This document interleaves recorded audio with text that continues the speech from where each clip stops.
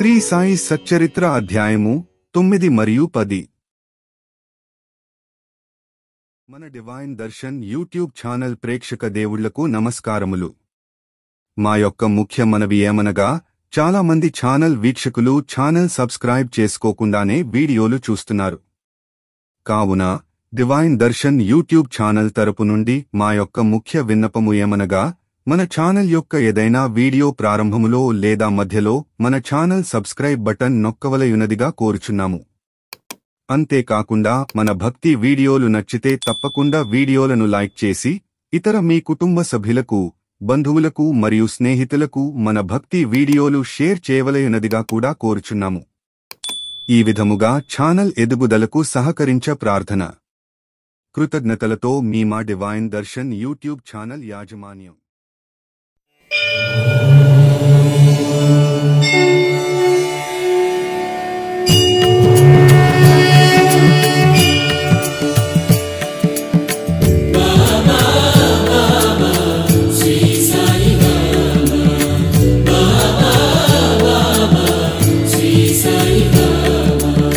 శ్రీ సాయినాథాయ నమః. శ్రీ సాయి సచ్చరిత్రము 9వ అధ్యాయం. బాబా వద్ద సెలవు పుచ్చుకున్నప్పుడు వారి ఆజ్ఞను పాలించవలను. వారి ఆజ్ఞకు వ్యతిరేకముగా నడిచిన ఫలితములు కొన్ని ఉదాహరణములు. భిక్ష, దాని ఆవశ్యకత, భక్తుల అనుభవములు. షిరిడీ యాత్ర యొక్క లక్షణములు. షిరిడీ సందర్శనములోని ఒక ప్రత్యేక విశేషమేమన్నా, బాబా అనుమతి లేనిదే ఎవరునూ షిరిడీ విడివలేకుండెరి. బాబా అనుమతి లేక ఎవరైనను షిరిడీ విడిచి వెళ్ళినచో వారు ఊహించని కష్టములు కొని తెచ్చుకున్నవారగుచుండెరి. బాబా ఎవరినైనా బయలుదేరుడని సెలవిచ్చిన తరువాత ఇక షిరిడీలో నుండరాదు. సెలవు తీసుకున్నట్టుకు బాబా వద్దకు భక్తులు పోయినప్పుడు బాబా వారికి స్పష్టముగనో లేక సూచనప్రాయముగనో కొన్ని సలహాలనిచ్చుచుండెడివారు. బాబా ఆదేశానుసారము నడిచి తీరవలను. వ్యతిరేకముగా పోయినచో ప్రమాదములేవో తప్పక వచ్చుచుండెడివి. ఈ దిగువ అట్టి ఉదాహరణములు కొన్ని ఇచ్చుచున్నాను. తాత్యా కోతే పాటేల్. తాత్యా కోతే పాటేల్ ఒకనాడు టాంగాలో కోపర్గావ్లో జరుగు సంతకు బయలుదేరను. హడావిడిగా మసీదుకు వచ్చి బాబాకు నమస్కరించి కోపర్గావ్ సంతకు పోవుచుంటునని చెప్పాను. బాబా అతనితో, తొందరపడవద్దు, కొంచెం ఆగుము. సంత సంగతి అటుండ నువ్వు ఊరు విడిచి అసలు బయటికెక్కడికి పోవలదు అని అనెను.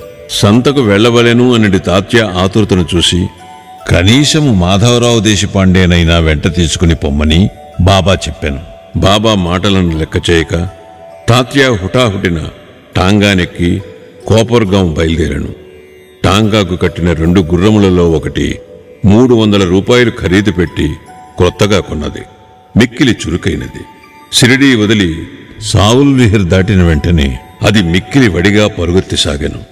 కొంత దూరము పోయిన పిమ్మట కాలు మడతపడి అది కూలబడెను. తాత్యాకు పెద్ద దెబ్బలేమీ తగులలేదు కాని తల్లివలే ప్రేమతో బాబా చెప్పిన సలహా జ్ఞప్తికి వచ్చాను. మరొకప్పుడు కూడా ఇటులనే బాబా ఆజ్ఞను వ్యతిరేకించి కోల్హార్ గ్రామమునకు ప్రయాణమై దారిలో టాంగా ప్రమాదమునకు గురయ్యను. ఐరోపా దేశస్థుని ఉదంతము. బొంబాయి నుండి ఐరోపా దేశస్థుడొకడు ఏదో ఉద్దేశముతో బాబా దర్శనార్థము షిరిడీ వచ్చాను. తనతో నానాసాహెబ్ చందోర్కర్ వద్ద నుంచి తనను గూర్చిన యొక్క పరిచయ పత్రమును కూడా తెచ్చాను. అతని కొరకు ఒక ప్రత్యేక గుడారము వేసి అందులో సౌకర్యముగా బస ఏర్పాటు చేశారు. బాబా ముందు మ్రోకరిల్లి వారి చేతిని ముద్దుడివలనని కోరికతో అతడు 3 సార్లు మసీదులో ప్రవేశింప ప్రయత్నించాను. కాని బాబా అతనిని మసీదులో ప్రవేశించుటకు నిషేధించాను. క్రిందగా మసీదు ముందు గల బహిరంగావరణలో కూర్చుండి తమను దర్శించుకొనవచ్చునని అతడు తనకి జరిగిన మర్యాదకు అసంతుష్టుపడి వెంటనే షిరిడీ విడువలనని నిశ్చయించుకొనెను. బాబా సెలవు పొందుటకు వచ్చాను.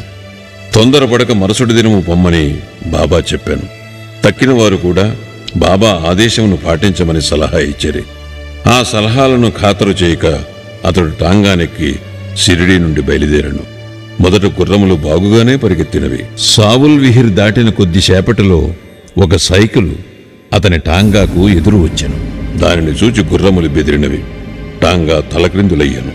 ఆ పెద్ద మనిషి కిందపడి రోడ్డుపై కొంత దూరము ఈడ్వబడెను. ఫలితముగా గాయములను బాగు చేసుకునుటకై కోపర్గాంలో ఆసుపత్రి పాలయ్యను. ఇటువంటి అనేక సంఘటనల మూలమున బాబా ఆజ్ఞను ధిక్కరించేవారు ప్రమాదముల పాలగదురనియు, బాబా ఆజ్ఞానుసారము పోవువారు సురక్షితముగా నుందురనియు జనులు గ్రహించిరి. భిక్ష యొక్క ఆవశ్యకత.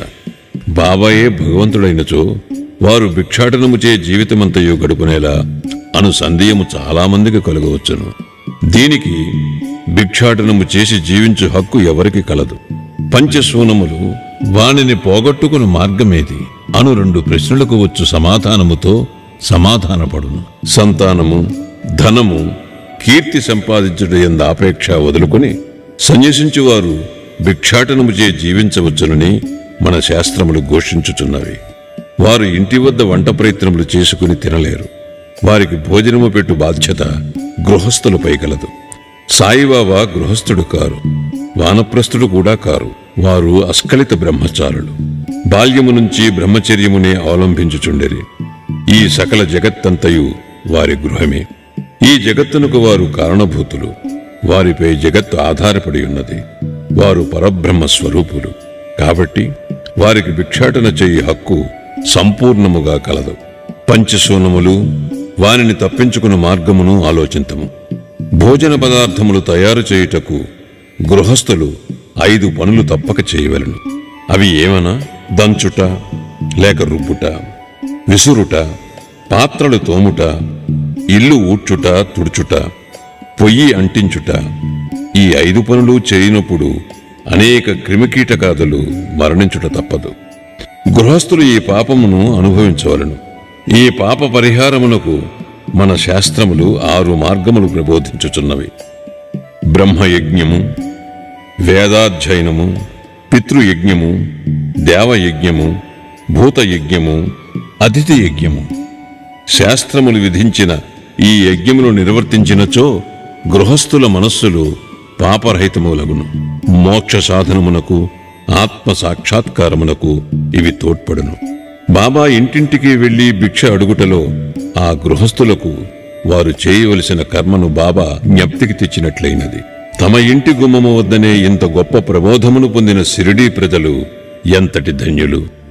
భక్తుల అనుభవములు. శ్రీకృష్ణుడు భగవద్గీత 9వ అధ్యాయం 26వ శ్లోకము యందు శ్రద్ధాభక్తులతో ఎవరేని పత్రము కాని, పుష్పము కాని, ఫలము కాని లేదా నీరు కాని అర్పించినచో దానిని నేను గ్రహించెదను అని నుడివెను.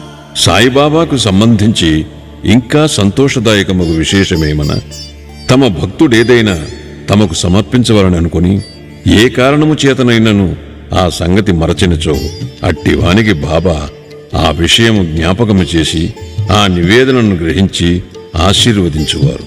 అట్టి ఉదాహరణలు కొన్ని ఈ క్రింద చెప్పబోచున్నాను. తర్కట్ కుటుంబము. రామచంద్ర ఆత్మారాం ఉర్ఫ్ బాబా సాహెబ్ తర్కట్ ఒకానొకప్పుడు ప్రార్థన సమాజస్థుడైనను తరువాత బాబాకు ప్రియభక్తుడైనాడు. వాని భార్యాపుత్రులు కూడా బాబాను మిగులు ప్రేమించుచుండెరి. ఒకసారి తల్లి కొడుకులు షిరిడీకి పోయి అచ్చట వేసవి సెలవులు గడుపవాలనని నిర్ణయించిరి. షిరిడీ పోవుట సంతోషదాయకమైనను కొడుకు మాత్రము దానికి మనస్ఫూర్తిగా ఇష్టపడలేదు. కారణమేమనా, తన తండ్రి ప్రార్థన సమాజమునకు చెందినవారొకటిచే ఇంటి వద్ద బాబా యొక్క పూజ సరిగా చేయకపోవచ్చునని సంశయించాను. కాని బాబా పూజను తాను నియమానుసారము సక్రమముగా చేసేదనని తండ్రి వాగ్దానము చేయుటచే బయలుదేరాను. శుక్రవారము రాత్రి తల్లి కొడుకు బయలుదేరి షిరిడీకి వచ్చింది. మరుసటి దినము శనివారము నాడు తండ్రి యొక్క తర్కట్ పెందలకడనే నిద్రలేచి స్నానము చేసి పూజను ప్రారంభించుటకు ముందుగా బాబా పటమునకు సాష్టాంగ నమస్కారము చేసి ఏదో లాంఛనము వలె కాక తన కుమారుడు చేయనట్లు పూజను శ్రద్ధగా తనచే చేయింపవలసినదని ప్రార్థించాను. ఆనాటి పూజను సమాప్తి చేసి నైవేద్యముగా కలకండను అర్పించాను. భోజన సమయమందు దానిని పంచిపెట్టాను. ఆనాటి సాయంత్రము ఆ మరుసటి దినము అనగా ఆదివారము నాడు పూజ అంతయు సవ్యముగా జరిగాను. సోమవారము కూడా చక్కగా గడిచాను. ఆత్మారాముడు ఎప్పుడూ ఇట్లు పూజ చేసి ఉండలేదు. పూజ అంతయు కొడుకునకు వాగ్దానము చేసినట్లు సరిగా జరుగుతున్నందుకు సంతసించాను. మంగళవారం నాడు పూజ నెప్పటి వలె సలిపి కచేరీకి పోయాను. మధ్యాహ్నం ఇంటికి వచ్చి భోజనమునకు కూర్చున్నప్పుడు అక్కడ ప్రసాదము లేకున్నట్టు గమనించాను. నౌకరును అడుగగా ఆనాడు నైవేద్యమిచ్చుట మరచుటచే ప్రసాదము లేదని బదులు చెప్పాను. ఆ సంగతి వినగానే భోజనమునకు కూర్చున్న ఆత్మారాం వెంటనే లేచి బాబా పటమునకు సాష్టాంగ నమస్కారము చేసి బాబాను క్షమాపణ కోరాను. బాబా తనకు ఆ విషయము జ్ఞప్తికి తేనందుకు నిందించాను. ఈ సంగతులన్నిటినీ షిరిడీలోనున్న తన కొడుకునకు రాసి బాబాను క్షమాపణ వేడమనెను. ఇది బాంద్రాలో మంగళవారం మధ్యాహ్నము సుమారు 12 గంటలకు జరిగాను. అదే సమయమందు షిరిడీలో మధ్యాహ్న హారతి ప్రారంభించుటకు ముందు ఆత్మారాముని భార్యతో బాబా ఇట్లనెను. తల్లి, ఏమైనా తినవలనను ఉద్దేశముతో బాంద్రాలో మీ ఇంటికి పోయినాను. తలుపు తాళము వేసియుండెను. ఎలాగునను లోపల ప్రవేశించి తిని, కాని అక్కడ తినుటకు ఏమీ లేకపోవుటచే తిరిగి వచ్చి తిని అనెను. బాబా మాటలు ఆమెకేమీ బోధపడలేదు. కాని ప్రక్కనే ఉన్న కుమారుడు మాత్రము ఇంటి వద్ద పూజలో నేమియో లోటుపాటులు జరిగినవి అని గ్రహించి ఇంటికి పోవుటకు సెలవునిమ్మని బాబాను వేడెను. అందులకు బాబా పూజను అక్కడనే చేయమని, ఇంటికి పోనవసరం లేదని చెప్పాను. వెంటనే కొడుకు షిరిడీలో జరిగిన విషయమంతయు వివరముగా తండ్రికి ఉత్తరము వ్రాసి బాబా పూజను అశ్రద్ధ చేయవద్దని వేడుకునెను. ఈ 2 ఉత్తరములు ఒకటికొకటి మార్గమధ్యమున తటస్థపడి తమ తమ గమ్యస్థానములకు చేరెను. ఇది ఆశ్చర్యకరము కదా. ఆత్మారాముని భార్య. ఇక ఆత్మారాముని భార్య విషయము. ఒకసారి ఆమె 3 పదార్థములను బాబాకు నైవేద్యము పెట్టుటకు సంకల్పించుకునెను. అవి వంకాయ పెరుగు పచ్చడి, వంకాయ వేపుడు కూర, పేడ. బాబా వీణిని ఎట్లు గ్రహించినో చూచెదము. బాంద్రా నివాసియగు రఘువీర భాస్కర్ పురందరే బాబాకు మిక్కిలి భక్తుడు. అతడు ఒకనాడు భార్యతో షిరిడీకి బయలుదేరుచుండెను. ఆత్మారాముని భార్య పెద్ద వంకాయలు 2 మిగుల ప్రేమతో తెచ్చి పురందరుని భార్య చేతికిచ్చి, ఒక వంకాయతో పెరుగు పచ్చడిని, 2వ దానితో వేపుడును చేసి బాబాకు వడ్డించమని వేడెను. షిరిడీ చేరిన వెంటనే పురందరుని భార్య వంకాయ పెరుగు పచ్చడి మాత్రమే చేసి బాబా భోజనమునకు కూర్చున్నప్పుడు తీసుకుని వెళ్ళాను. బాబాకు ఆ పచ్చడి చాలా రుచిగా నుండెను. కాన దానిని అందరికీ పంచిపెట్టాను. వెంటనే తనకు వంకాయ వేపుడు కూడా అప్పుడే కావాలనని బాబా అడిగాను.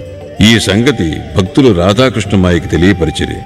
అది వంకాయల కాలము కాదు కనుక ఆమెకేమీ తోచకుండెను. వంకాయలు ఎట్లు సంపాదించుట అనున్నది ఆమెకు సమస్య ఆయను. వంకాయ పచ్చడి తెచ్చినదెవరని కనుగొనగా పురందరుని భార్య అని తెలియటచే వంకాయ వేపుడు కూడా ఆమెయే చేసి పెట్టవలనని ఆమెకు కబురంపిరి. అప్పుడందరికీ వంకాయ వేపుడును బాబా ఎందులకు కోరినో తెలిసినదే. బాబా సర్వజ్ఞతకు అందరూ ఆశ్చర్యపడిరి. 1915 డిసెంబర్లో గోవింద బాలారాం మాన్కర్ అనువాడు షిరిడీకి పోయి తన తండ్రికి ఉత్తరక్రియలు చేయవలనని అనుకునేను. ప్రయాణమునకు పూర్వం ఆత్మారాముని వద్దకు వచ్చాను. ఆత్మారాం భార్య బాబా కొరకు ఏమైనా పంపవలని అనుకుని ఇల్లంతయు వెతికెను. కాని ఒక్క పేడ తప్ప ఏమీ కనిపించలేదు. ఆ పేడ కూడా అప్పటికే బాబాకు నైవేద్యముగా సమర్పింపబడి ఉండెను. తండ్రి మరణించుటచే గోవిందుడు విచారగ్రస్తుడై ఉండెను. కాని బాబా యందున్న భక్తి ప్రేమలచే ఆమె ఆ పేడను అతని ద్వారా పంపెను. బాబా దానిని పుచ్చుకొని తినునని నమ్మియుండెను. గోవిందుడు షిరిడీ చేరెను. బాబాను దర్శించాను. కాని పేడ తీసుకుని వెళ్ళటం మరచాను. బాబా అప్పటికి ఊరుకుండెను.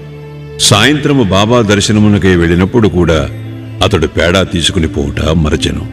అప్పుడు బాబా ఓపిక పట్టగా తన కొరకు ఏమి తెచ్చినావని అడిగాను. ఏమీ తీసుకుని రాలేదని గోవిందుడు జవాబిచ్చాను.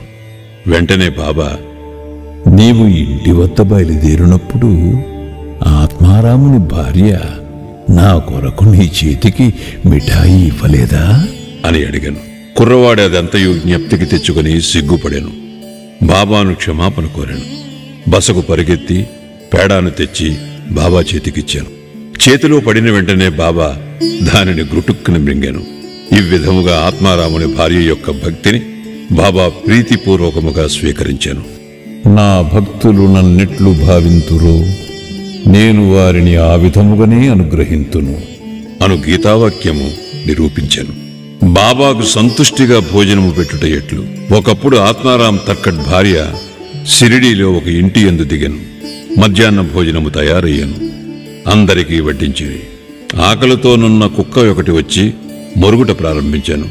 వెంటనే తర్కట్ భార్య లేచి ఒక రొట్టె ముక్కను విసిరెను. ఆ కుక్క ఎంతో మక్కువతో ఆ రొట్టె ముక్కను తినెను.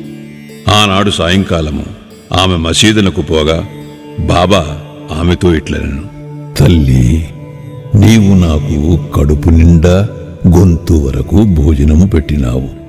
నా జీవశక్తులు సంతుష్టి చెందినవి. ఎల్లప్పుడూ ఇట్లనే చేయుము. ఇది నీకు సద్గతి కలుగు చేయును. ఈ మసీదులో కూర్చుంటి నేను ఎన్నడూ అసత్యమాడను. నా యందు ఇట్లే దయ ఉంచుము. మొదట ఆకలితో ఉన్న జీవుకి భోజనము పెట్టిన పిమ్మట నీవు భుజింపుము. దీనిని జాగ్రత్తగా జ్ఞప్తి అందుంచుకునుము. ఇదంతయు ఆమెకేమీ బోధపడలేదు. కావున ఆమె ఇట్లు జవాబిచ్చాను, బాబా, నేను నీకెట్లు భోజనము పెట్టగలను? నా భోజనము కొరకే ఇతరులపై ఆధారపడి ఉన్నాను. నేను వారికి డబ్బిచ్చి భోజనము చేయుచున్నాను. అందులకు బాబా ఇట్లు జవాబిచ్చాను, నీవు ప్రేమపూర్వకముగా పెట్టిన ఆ రొట్టె ముక్కను తిని ఇప్పటికీ త్రేనుపులు తీయుచున్నాను. నీ భోజనమునకు ముందు ఏ కుక్కను నీవు చూచి రొట్టె పెట్టితేవో అదియు నేను ఒక్కటే. అట్లనే పిల్లులు, పందులు, ఈగలు, ఆవులు మొదలుగా గలవన్నీ నా అంశములే. నేనే వాని ఆకారములో తిరుగుచున్నాను. ఎవరైతే సకల జీవకోటిలో నన్ను చూడగలుగుదురో వారే నా ప్రియ భక్తులు. కావున నేను వేరు, తక్కిన జీవరాశి ఎంతయు వేరు అను ద్వంద్వభావమును భేదమును విడిచి నన్ను సేవింపుము.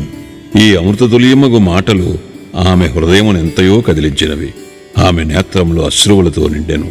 గొంతు గద్గదమయ్యను. ఆమె ఆనందమునకు అంతు లేకుండెను. నీతి.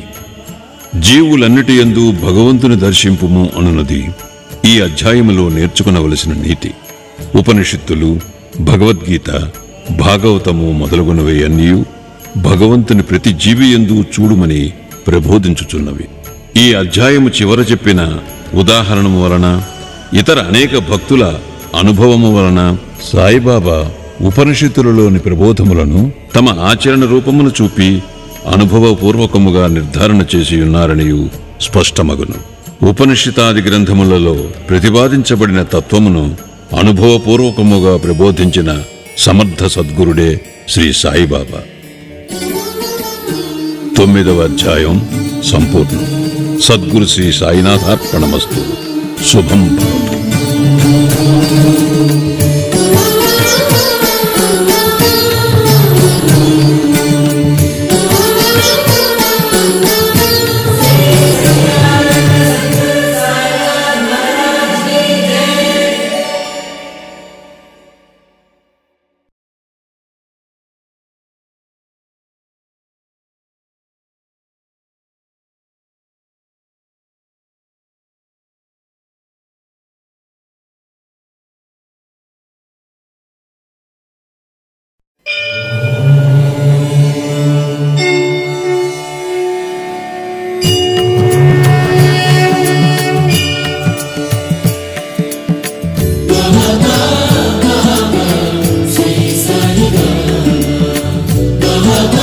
శ్రీ సాయినాథాయ నమః.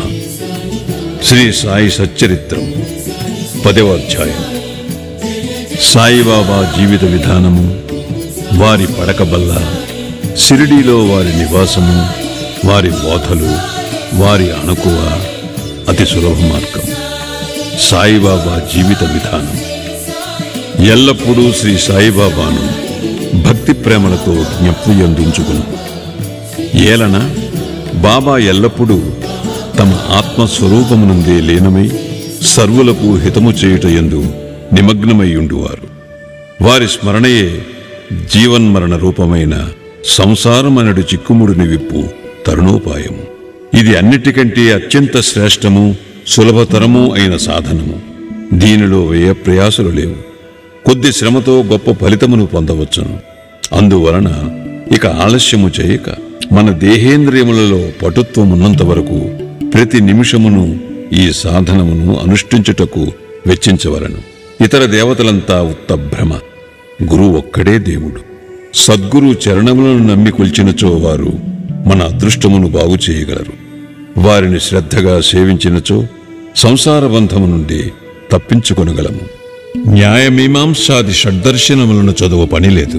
మన జీవితమనే ఓడకు సద్గురుని సరంగుగా చేసుకున్నచో కష్టములు చింతలతో కూడిన సంసారమనే సాగరమును మనం సులభముగా దాటగలము. సముద్రములు నదులు దాటునప్పుడు మనము ఓడ నడిపేవాని యందు నమ్మకముంచినట్లు సంసారమనే సాగరమును దాటుటకు సద్గురు అనే సరంగుపై పూర్తి నమ్మకముంచవలను. భక్తుల యొక్క అంతరంగమున గల భక్తి ప్రేమలను బట్టి సద్గురువు వారికి జ్ఞానమును శాశ్వతానందమును ప్రసాదించును. గత అధ్యాయములో బాబా యొక్క భిక్షాటనమును, కొందరు భక్తుల అనుభవములు మొదలుగునవి చెప్పితిమి. ఈ అధ్యాయములో బాబా ఎక్కడ నివసించెను, ఎలాగును జీవించెను, ఎట్లు శయనించుడివారు, భక్తులకు ఎట్లు బోధించుచుండెను మొదలుగునవి చెప్పుదుము. బాబా వారి శయనలీల. మొట్టమొదట బాబా ఎచ్చట పండుకొనుచుండెను, ఎట్లు పండుకొనుచుండెనో చూచెదము. ఒకసారి నానాసాహెబ్ డెంగ్లే సుమారు 4 మూరల పొడవు, 1 జానెడు మాత్రమే వెడల్పు గల ఒక కర్రబల్లను బాబా పడకకని తెచ్చెను. ఆ బల్లను నేలపై వేసుకుని పండుకొనుటకు మారుగా బాబా దానిని మసీదు యొక్క దూలములకు ఊయలవలే వేలాడునట్లు సిరిగిన పాతగుడ్డ పీలికలతో కట్టి దానిపై పండుకొన మొదలెడెను. గుడ్డ పీలికలు పలుచనివి, ఏమాత్రమూ బలమైనవి కావు. అవి ఆ కొయ్యబల్ల యొక్క బరువును మోయటయే గగనము. ఇంక బాబా యొక్క బరువును కూడా కలిపి అవి ఎట్లు భరించుచుండెను అనున్నది ఆశ్చర్య వినోదములకు హేతువయ్యను. ఆ పాతగుడ్డ పీలికలు అంత బరువును మోయగలుగుట నిజముగా బాబా లీలయే. బాబా ఈ బల్ల యొక్క 4 మూలలయందు 4 దీపపు ప్రమిదలుంచి రాత్రి అంతయు దీపములు వెలిగించుచుండేది. ఇది ఏమి చిత్రము! బల్లపై ఆజానుబాహువగు బాబా పండుకొనుటకే స్థలము చాలనప్పుడు దీపములు పెట్టుటకు జాగా ఎక్కడిది? బాబా బల్లపైన పండుకొనిన ఆ దృశ్యమును దేవతలు సైతము చూచి తీరవలసినదే. ఆ బల్లపైకి బాబా ఎట్లు ఎక్కుచుండెను, ఎట్లు దిగుచుండెను అనునవి అందరకు ఆశ్చర్యము కలిగించుచుండెను. అనేక మంది ఉత్సుకతో బాబా బల్లపైకి ఎక్కుట దిగుట గమనించుటకై కనిపెట్టుకుని ఉండేవారు. కాని బాబా ఎవరికీ ఆ వైనము అంతు తెలియనివ్వలేదు. ఆ వింత చూచుటకు జనులు గుంపులు గుంపులుగా గుమిగూడుచుండుటచే బాబా విసుగు చెంది ఒకనాడు ఆ బల్లను విరిచి పారవేచిరి. అష్టసిద్ధులు బాబా అధీనములు. బాబా వానిని అపేక్షించలేదు. వాని కొరకు ఏ అభ్యాసములు చేయలేదు. వారు పరిపూర్ణులు గనుక సహజముగానే అవి వారికి సిద్ధించెను. బ్రహ్మము యొక్క సగుణావతారం సాయిబాబా 3.5 మూరల మానవదేహముతో కనిపించినను వారు సర్వహృదయాంతరస్థులు. అంతరంగమున వారు పరమ నిరీహులు, నిస్పృహులు అయినప్పటికీ బాహ్యమునకు లోకహితము కోరువానిగా కనిపించువారు. అంతరంగమున వారు మమకార రహితులైనప్పటికీ బాహ్య దృష్టికి మాత్రము తమ భక్తుల యోగక్షేమముల కొరకు ఎంతయో తాపత్రయపడుతున్న వారి వలె కనిపించెడివారు. వారి అంతరంగము శాంతికి ఉనికి పట్టైనను బయటకు చంచల మనస్కుని వలె కనిపించుచుండెను. లోపల పరబ్రహ్మస్థితి యందున్నప్పటికీ బయటకు దెయ్యమూలే నటించుచుండెడివారు. లోపల అద్వైతి అయినను బయటకు ప్రపంచమునందు తగులుకొని వాని వలె కాన్పించుచుండెను. ఒక్కొక్కప్పుడు అందరినీ ప్రేమతో చూచెడివారు. ఇంకొకప్పుడు వారిపై రాళ్లు విసురుచుండెరి. ఒక్కొక్కప్పుడు వారిని తిట్టుచుండిరి. ఇంకొకప్పుడు వారిని ప్రేమతో అక్కుని చేర్చుకుని ఎంతో నెమ్మదితోనూ శాంతముతోనూ ఓరిమితోనూ సంయమముతోనూ వ్యవహరించెడివారు. బాబా ఎల్లప్పుడూ ఆత్మానుసంధానమందే మునిగియుండెడివారు. భక్తులపై కారుణ్యమును చూపుచుండెడివారు. వారెల్లప్పుడూ ఒకే ఆసనమందు స్థిరముగా నుండెడివారు. వారెక్కడకు ప్రయాణములు చేసేడివారు కారు. చిన్న చేతికర్ర సటకాయే వారు సదా ధరించెడి దండము. చింతారహితులై ఎప్పుడూ శాంతముగా నుండేవారు. సిరి సంపదలను గాని కీర్తి ప్రతిష్టలను గాని లక్ష్యపెట్టక భిక్షాటనముచే నిరాడంబరులై జీవించెడివారు. అట్టి పావన జీవనులు వారు. ఎల్లప్పుడూ బాబా అల్లా మాలిక్ భగవంతుడే యజమాని అని అనడేవారు. భక్తుల యందు అవిచ్ఛిన్నమైన పరిపూర్ణ ప్రేమానురాగాలను కలిగి ఉండేవారు. ఆత్మజ్ఞానమునకు ఆయన గని, దివ్యానందమునకు వారు ఉనికి పట్టు. సాయిబాబా యొక్క దివ్య స్వరూపము అట్టిది. ఆద్యంతములు లేనట్టిది, అక్షయమైనట్టిది, భేదరహితమైనట్టిది, విశ్వమంతయు నావరించినట్టిది అయిన ఆ పరబ్రహ్మతత్వమే సాయిబాబాగా అవతరించినది. ఎంతో పుణ్యము చేసుకున్న అదృష్టవంతులు మాత్రమే ఆ నిధిని పొందగలిగిరి, గ్రహించగలుగుచుండేది. సాయిబాబా యొక్క నిజతత్వమును గ్రహించలేక వారినొక సామాన్య మానవునిగా ఎంచిన వారు నిజముగా దురదృష్టవంతులు. షిరిడీలో బాబా నివాసము, వారి జన్మ తేదీ, బాబా యొక్క తల్లిదండ్రుల గురించి గాని వారి సరియైన జన్మ తేదీ గాని ఎవరికీ తెలియదు. వారు షిరిడీలో ఉండిన కాలాన్ని బట్టి దానిని సుమారుగా నిశ్చయింపవచ్చును.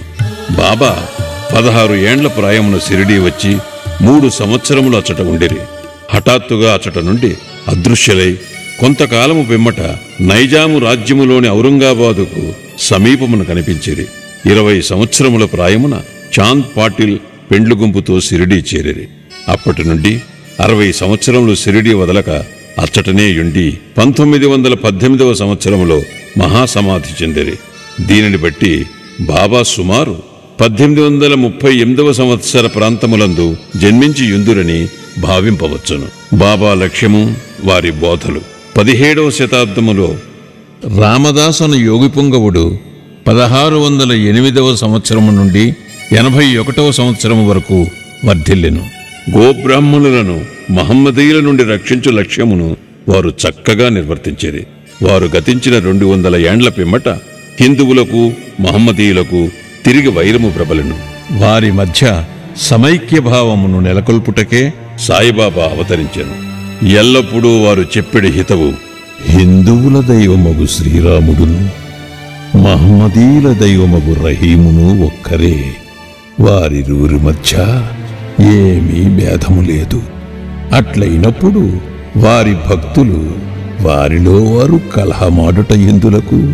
ఓ అజ్ఞానులారా, చేతులు కలిపి 2 జాతులను కలిసిమెలిసి ఉంటుడు, బుద్ధితో ప్రవర్తింపుడు, జాతీయ ఐకమత్యమును సమకూర్చుడు. వివాదము వల్ల కాని ఘర్షణ వల్ల గాని ప్రయోజనము లేదు. అందుచే వివాదమును విడువుడు, ఇతరులతో పోటీ పడకుడు, మీ యొక్క వృద్ధిని మేలును చూచుకొనుడు. భగవంతుడు మిమ్ము రక్షించును. యోగము, త్యాగము, తపస్సు, జ్ఞానము, మోక్షమునకు మార్గములు. వీనిలో ఏదైనా అవలంబించి మోక్షమును సంపాదించనుచో మీ జీవితము వ్యర్థము. ఎవరైనా మీకు కీడు చేసినచో ప్రత్యుపకారము చేయకుడు. ఇతరుల కొరకు మీరేమైనా చేయగలిగినచో ఎల్లప్పుడూ మీరు మాత్రమే చేయుడు. సంగ్రహముగా ఇదియే బాబా యొక్క ప్రబోధము. ఇది ఇహపర సాధనము. సాయిబాబా సద్గురు. గురువులమని చెప్పుకుని తిరుగువారు అనేకులు గలరు. వారు ఇంటింటికి తిరుగుచు వీణా చిరతలు చేతపట్టుకుని ఆధ్యాత్మికాడంబరము చాటెదరు. శిష్యుల చెవులలో మంత్రములు నూది వారి నుండి ధనము లాగెదరు. పవిత్ర మార్గమును మతమును బోధించెదమని చెప్పెదరు. కాని మతమనగానేమో వారికే తెలియదు. స్వయముగా వారు అపవిత్రులు. సాయిబాబా తన గొప్పతనమెన్నడూనూ ప్రదర్శించవలనని అనుకొనలేదు. వారికి దేహాభిమానము ఏమాత్రమూ లేకుండెను. కాని భక్తుల యందు మిక్కిలి ప్రేమ మాత్రమూ ఉండెడిది. నియత గురువులని అనియత గురువులని గురువులు 2 విధములు. నియత గురువులనగా నియమింపబడినవారు.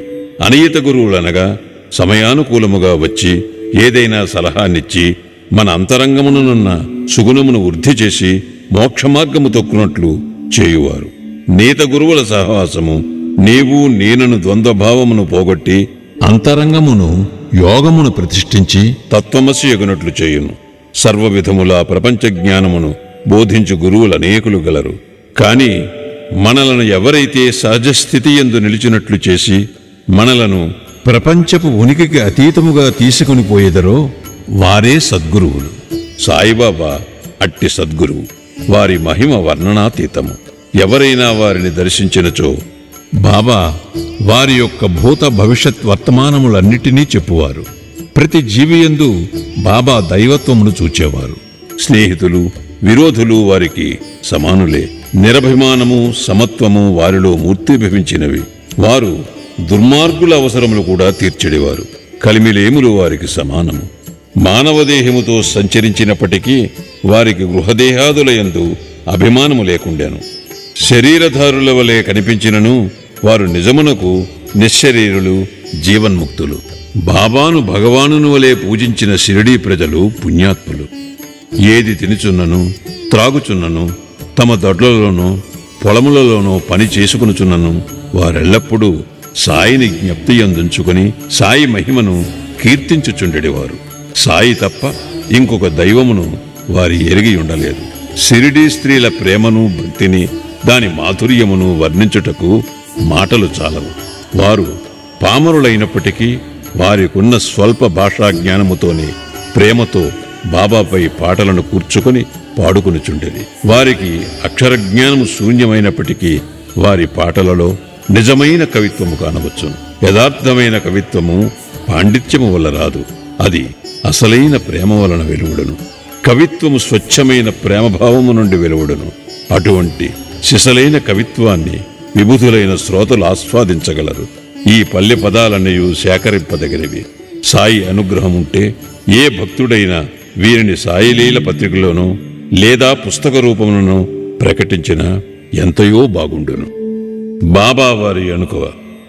భగవంతునికి 6 లక్షణములు కలవు. కీర్తి, ధనము, అభిమానము లేకుండుట, జ్ఞానము, మహిమ, ఔదార్యము. ఈ గుణములన్నీ బాబాలో ఉండెను. భక్తుల కొరకు మానవ రూపమును అవతరించిన భగవత్తత్వమే సాయిబాబా. వారి కరుణ, అనుగ్రహము అద్భుతములు. వారే కరుణతో భక్తులను తమ వద్దకు చేర్చుకొనకుండిన వారి మహత్యమును తెలుసుకునగల శక్తి ఎవరికి కలదు?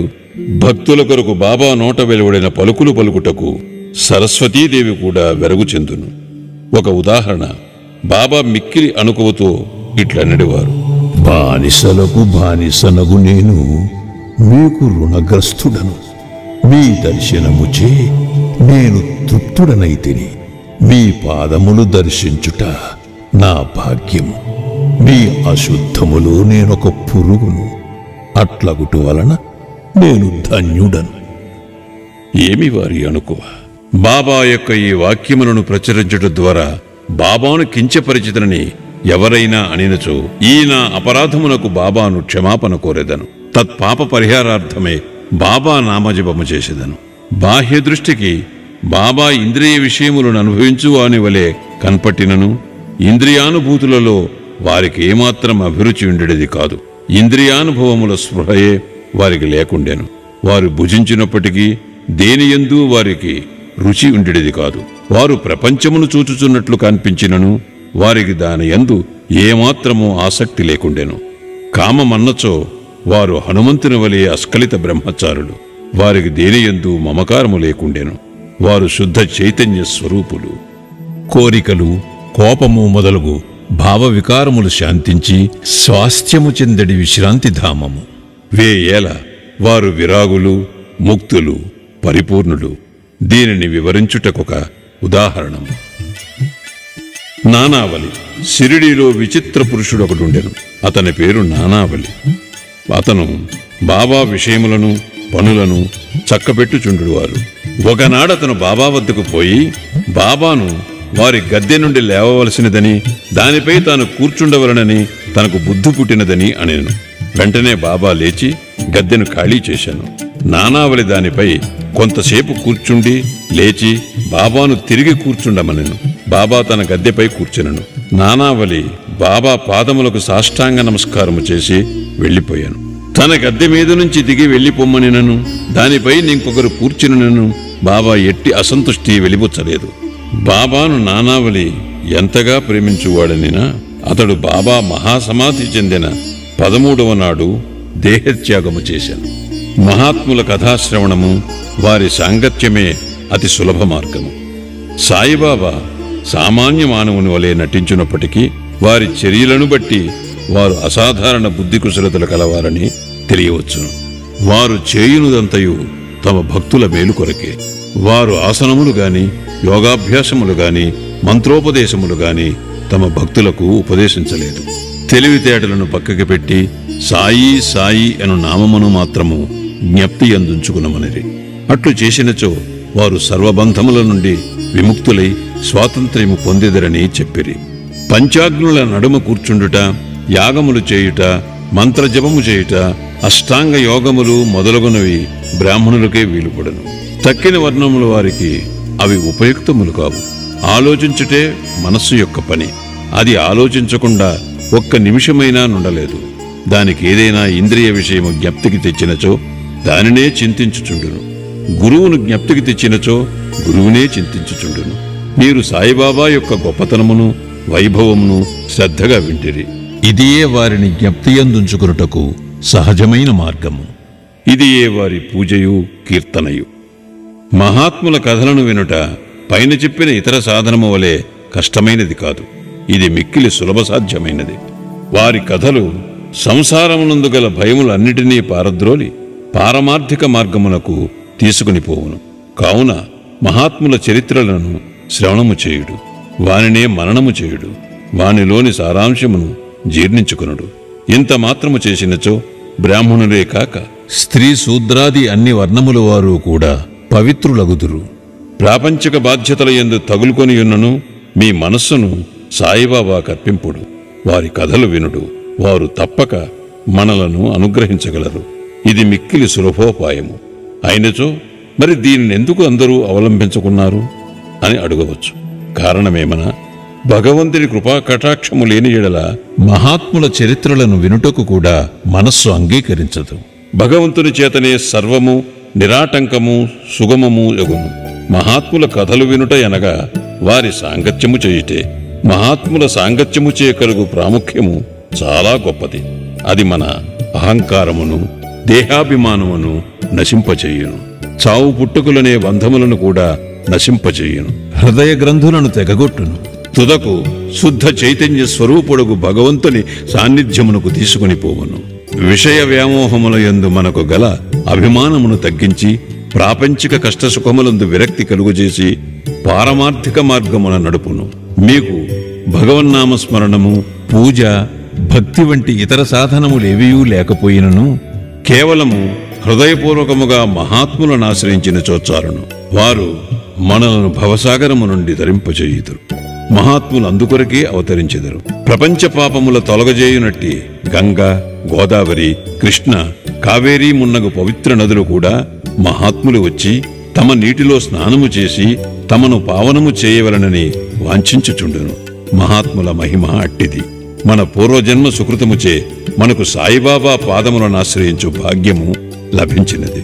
మసీదు గోడకు ఆనుకుని ఊదీ ప్రసాదమును తన భక్తుల యోగక్షేమములకై పంచిపెట్టు సుందర స్వరూపుడును, ఈ ప్రపంచము యొక్క అభావమును చింతించువాడును, సదా పూర్ణానందములో మునిగియుండువాడునగు సాయి పాదములకు సాష్టాంగ నమస్కారములు చేయుచు ఈ అధ్యాయమును ముగించెదము. 10వ అధ్యాయము సంపూర్ణము. సద్గురు శ్రీ సాయినాథార్పణమస్తు. శుభం.